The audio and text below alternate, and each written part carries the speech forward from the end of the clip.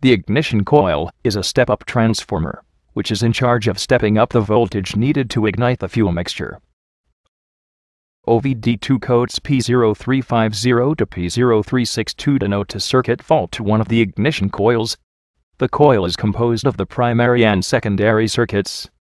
The primary circuit has two terminals and is connected to steady battery voltage and to the ignition module or ECM. A relay, or the ignition switch, provides steady power to one side at all times.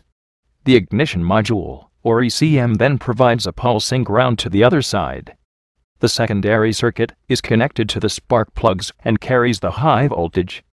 A fault at either of these two circuits will create a misfire. Whatever happens at the primary is mirrored at the secondary. The ECM or module always looks for a returning voltage through the coil itself.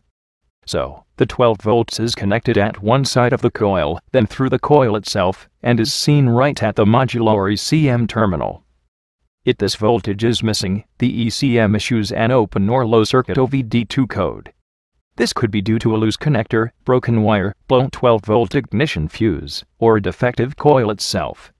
The ECM or respective module needs to see this 12 volts at all times. To test, simply probe with a multimeter right at the ECM or ignition module pulsed wire itself. If no voltage is seen with key on, engine off, then trace the open circuit.